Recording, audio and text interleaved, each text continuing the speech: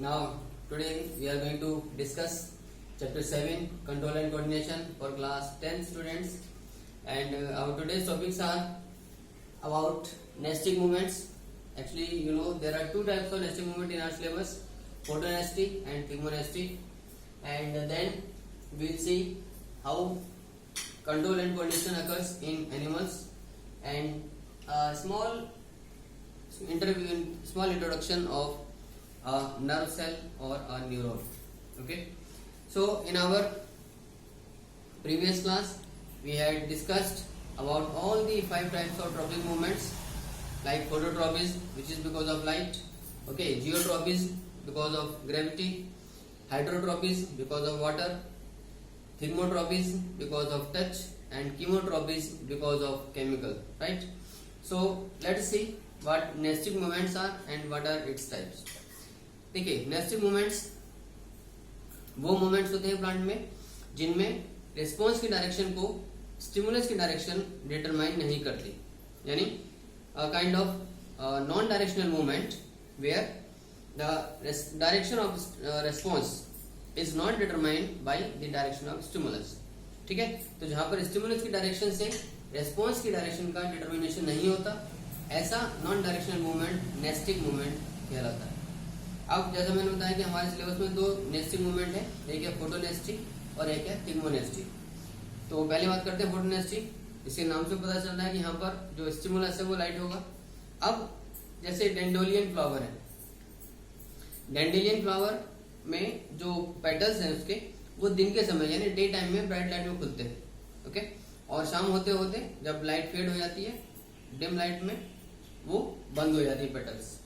ठीक है, इसी तरह एक मून फ्लावर है, मून फ्लावर में जो पेटल्स हैं वो डिम लाइट में खुलते हैं, यानी जब सनसेट के बाद वो खुलना शुरू होते हैं, और जैसे ही डे ब्रेक होता है, जैसे दिन निकलता है तो वो पेटल्स बंद हो जाते हैं. ओके, सो डेंडेलियम का पेटल्स का दिन के समय खुलना, शाम के समय रात के समय बंद रहना, और मून फ्लावर का रात के समय खुलना और दिन में बंद रहना, ये दोनों ही फोटोनेस्टी के एग्जाम्पल्स हैं, क्योंकि इसमें पेटल्स के खुलने की डायरेक्शन से और जो सनलाइट की डायरेक्शन है उसका कोई लेना देना नहीं है, राइट. तो here the direction of stimulus of light does not determine the direction of response of opening of these petals in these cases. Okay, तो ये एक्चुअली एक ग्रोथ मूवमेंट का ही एग्जांपल है, जिसमें जो अंदर वाली साइड है उसकी ग्रोथ जल्दी होगी, फास्टर होगी, और वो बाहर वाली साइड के मुकाबले तेजी से ग्रो करेगी और वो पेटल्स खुल जाते हैं. Okay, so this is also an example of a growth movement. अब बात करते हैं अपनी सेकंड नेस्टिंग मूवमेंट की, यानी थिग्मोनेस्टी की.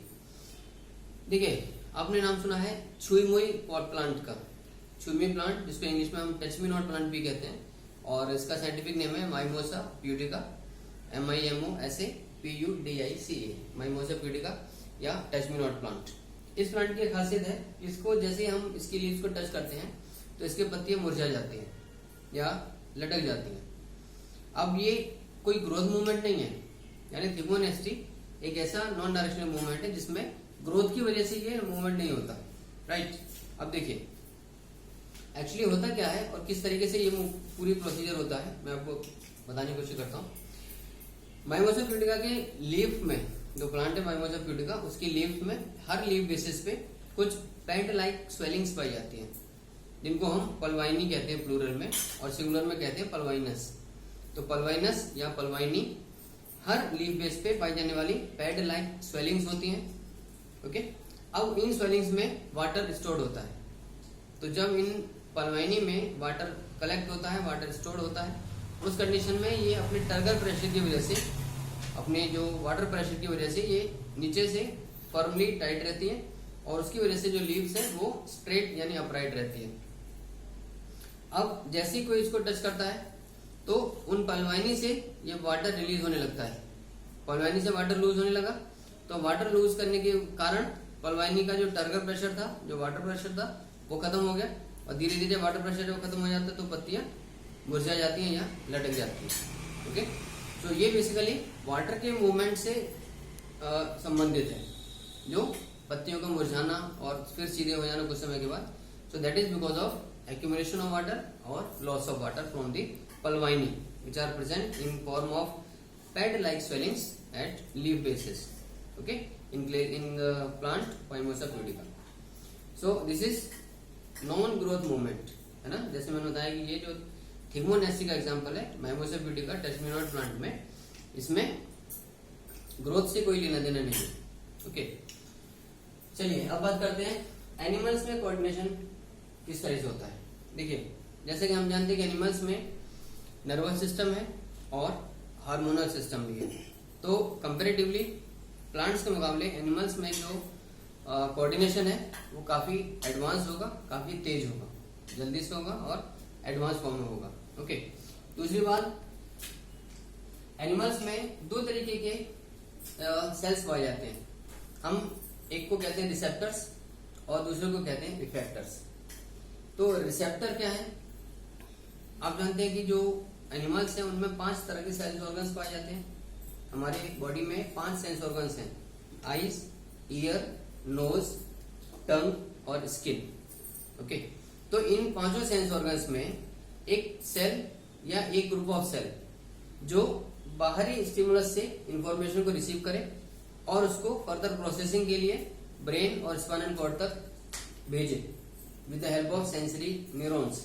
तो ये जो सेल्स हैं या ग्रुप ऑफ सेल्स हैं ये रिसेप्टर्स कहलाते हैं। यानी receptors are such groups of cells, or receptor is a such cell which receives the information from any stimulus in the environment, and this information is conducted, it is carried forward to brain or spinal cord for further processing, okay, with the help of sensory neurons. तो वो हमारे sense organs में पाई जाने वाली sales receptors कहलाती हैं।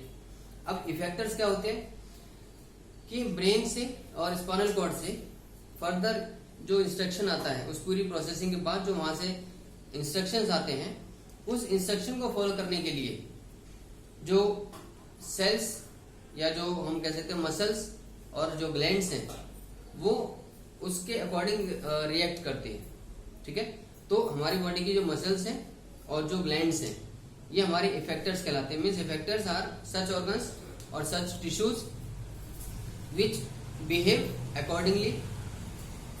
according to the instructions given by brain or spinal cord after processing the information। और ये जो इंस्ट्रक्शन है ब्रेन से और स्पाइनल कॉर्ड से इफेक्टर तक लाने का काम ये करते हैं मोटर न्यूरॉन्स। ठीक है, तो रिसेप्टर से सेंसरी न्यूरॉन्स उस इंपल्स को लेकर जाते हैं, इंफॉर्मेशन को लेकर जाते हैं ब्रेन और स्पाइनल कॉर्ड की तरफ, और ब्रेन और स्पाइनल कॉर्ड से फर्दर फिर मसल्स तक या ग्लैंड्स तक उस इंस्ट्रक्शन को लाने का काम होता है मोटर न्यूरॉन्स का। ठीक है, अब देखिए, तो हमारी जो सेंस ऑर्गन्स है हमने जाना कि हमारे बॉडी में 5 तरह के सेंस ऑर्गन्स हैं। तो हमारा जो पहला सेंस ऑर्गन यानी आईज है, आईज में जो सेंसिटिव सेल्स पाई जाती हैं उनको हम फोटो रिसेप्टर्स कहते हैं। Means these are such receptory cells, such sensitive cells which are sensitive to light. ठीक है, तो लाइट की प्रेजेंस और एब्सेंस, लाइट की इंटेंसिटी वगैरह के लिए जो सेंसिटिव सेल्स होते हैं हमारी आंखों में वो फोटो रिसेप्टर्स कहलाते हैं। इसी तरह कान, क्योंकि हमारे कान क्या करते हैं, सुनने का काम करते हैं, साउंड को रिसीव करते हैं, तो कान के अंदर पाई जाने वाली इस तरीके के सेंसिटिव सेल्स जो साउंड के लिए सेंसिटिव है, साउंड को डिटेक्ट करती हैं, दे आर नेम्ड एज फोनो रिसेप्टर्स। तो फोनो रिसेप्टर्स डिटेक्ट साउंड और वर्ड्स। देन गस्टेटरी रिसेप्टर्स, टंग के अंदर जो स्वाद लेने के लिए, जो टेस्ट को डिटेक्ट करने के लिए सेंसिटिव सेल्स पाई जाती है वो गस्टेटरी रिसेप्टर्स कहलाते हैं। तो ये जीभ में पाए जाते हैं हमारे, और ये स्वाद के लिए यानी टेस्ट को डिटेक्ट करने के लिए गस्टेटरी रिसेप्टर्स होते हैं। नेक्स्ट इज थर्मो रिसेप्टर्स, ये हमारी स्किन के ऊपर पाई जाने वाली सेंसिटिव सेल्स जो हीट को या कोल्ड को डिटेक्ट करती हैं, टेम्परेचर के वेरिएशन को, जो फ्लक्चुएशन को जो डिटेक्ट कर पाती हैं, ये हमारे थर्मो रिसेप्टर्स कहलाते हैं which are present on skin. इसी तरह ऑल्फैक्टरी रिसेप्टर्स, ये हमारी नाक में यानी नोज में पाई जाने वाली सेंसिटिव सेल्स होती हैं which can detect smell, good smell और बैड स्मेल। तो इस चीज को डिटेक्ट करने के लिए नाक के अंदर, नोज के अंदर जो पाई जाती है सेल्स वो ऑल्फैक्टरी रिसेप्टर्स कहलाते हैं। तो आपने देखा कि अलग अलग सेंस ऑर्गन्स में अलग अलग तरीके के सेंसिटिव सेल्स के अलग अलग नाम भी हैं, क्योंकि उनका जो फंक्शन है वो अलग अलग चीजों को डिटेक्ट करने का है। ठीक है, तो अब बात करते हैं कि एनिमल्स में, बेसिकली ह्यूमन बींग्स में खासकर, किस तरीके से जो कोऑर्डिनेशन वो होता है। देखिए, एनिमल्स में जैसे हम जानते हैं कि नर्वस सिस्टम भी है और हार्मोनल सिस्टम भी है, तो इन्हीं दोनों की वजह से जो एनिमल्स के अंदर कोऑर्डिनेशन है वो काफी फास्ट है और एडवांस फॉर्म में है। तो एनिमल का जो ओवरऑल नर्वस सिस्टम है वो कंपोज किया जाता है नर्व सेल्स के द्वारा या न्यूरॉन्स के जरिए। अब एक न्यूरॉन का स्ट्रक्चर अगर हम देखें तो ये कुछ देखने में एक पेड़ जैसा लगता है, it looks like a plant. Okay, देखिए ये यहाँ पर इसकी जो ब्रांचेस दिख रही हैं ये हमारी सेल बॉडी कहलाती है। सेल बॉडी एक टिपिकल एनिमल सेल जैसा ही स्ट्रक्चर वाली सेल होती है। इसको साइटोन भी कह सकते हैं, CYTON, साइटोन और सेल बॉडी। ठीक है, इससे ये अलग अलग प्रकार की छोटी और बड़ी ब्रांचेस निकल रही होती हैं। इन ब्रांचेस को हम नाम देते हैं डेंड्राइट्स।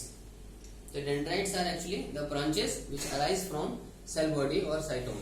ओके, और बीच में न्यूक्लियस है। जैसा कि हम जानते हैं कि एनिमल सेल में सेंट्रल पोजीशन में न्यूक्लियस होता है, सेम उसी प्रकार से एक टिपिकल एनिमल सेल की तरह सेल बॉडी में या साइटोन में भी सेंट्रली पोजीशन पे न्यूक्लियस पाया जाता है।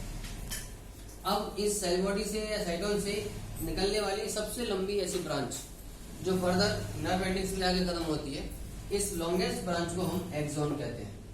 ठीक, तो एक्सोन सेल बॉडी से ही अराइज होता है और एक लॉन्गेस्ट ब्रांच कह सकते हैं हम न्यूरॉन की। और ये जहां पर एक्सोन खत्म होता है वहां पर छोटी छोटी स्वेलिंग्स, छोटी छोटी नॉब लाइक स्ट्रक्चर्स पाई जाती है जिनको नर्व एंडिंग्स कहा जाता है। ओके, तो these are terminal ends of a neuron, that's why they are नॉल्ड एज नर्व एंडिंग्स। अब ये जो शीथ है एक्सोन के चारों तरफ कहीं कहीं एक प्रोटेक्टिव शीथ पाई जाती है जिसको हम माइलिन शीथ भी कहते हैं। और myelin sheath insulation and protection के लिए होती है एक्सोन की, यानी जिन न्यूरॉन्स में माइलिन शीथ प्रेजेंट होती है वो माइलिनेटेड न्यूरॉन्स कहलाते हैं। जहां पर ये माइलिन शीथ नहीं पाई जाती जिन न्यूरॉन्स में, वो न्यूरॉन्स नॉन माइलिनेटेड न्यूरॉन्स कहलाते हैं। और आप जानते हैं कि हमारी बॉडी में नर्व सेल्स ऐसी सेल्स होती है जिनमें डिविजन्स नहीं होते, तो nerve cells do not divide okay in our body. तो ये नर्व एंडिंग्स फाइनली जो हमारा न्यूरॉन है उसके एंड पॉइंट्स कहलाते हैं। तो गाइस, ये तो बात हुई ह्यूमन नर्वस सिस्टम की, स्टार्टिंग हो गई। अब आज के लिए इतना ही। अपने नेक्स्ट वीडियो में, नेक्स्ट क्लास में हम जानेंगे कि प्रॉपर सेंट्रल नर्वस सिस्टम क्या है और ह्यूमन बीइंग्स में फर्दर कोऑर्डिनेशन के लिए कौन कौन से ऑर्गन्स क्या क्या काम करते हैं, कौन कौन से पार्ट्स इस ब्रेन के क्या क्या काम करते हैं। So till then keep watching, keep sharing and liking videos, stay home, thank you, God bless you.